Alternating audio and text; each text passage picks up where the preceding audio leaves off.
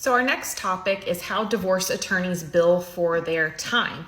At the Amicable Divorce Network, we vet all of our professionals for engaging in fair and transparent billing practices. That is one of our top 3 ideals, so that when parties enlist one of the professionals in our network, there's no confusion about the cost and they do not feel like they're getting ripped off.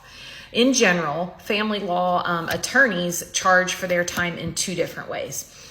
The first is a flat fee. This means that you pay one cost one time, and whatever services you need are included in that package.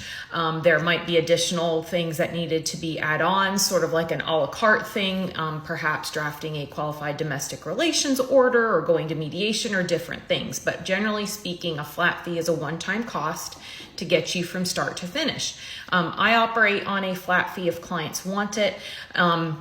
And several of the attorneys in the network do this as well. I also offer the second type of family law attorney fee, which a lot of attorneys do and is probably more prevalent, which is called a replenish retainer or an evergreen retainer.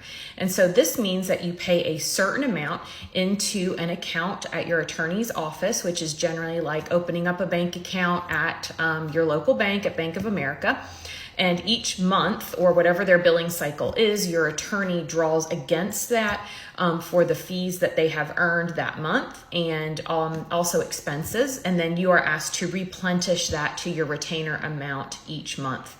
And so what's important to note is when attorneys are billing hourly, there are 2 different ways that we see most often that attorneys bill for their time.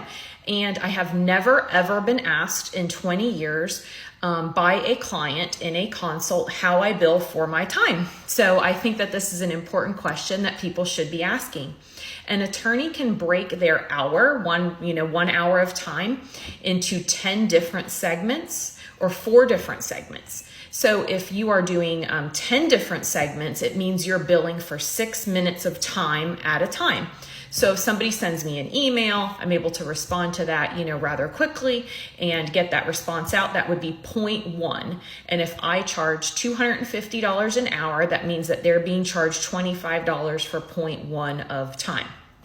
And the other way that people break their time apart is 4 segments of an hour, meaning that your chunks of time are in 15-minute increments. So for that same email, if the attorney breaks their hour only into 15-minute segments, you are then being charged $62.50 for that simple email. So it's a very important question to ask in your consult.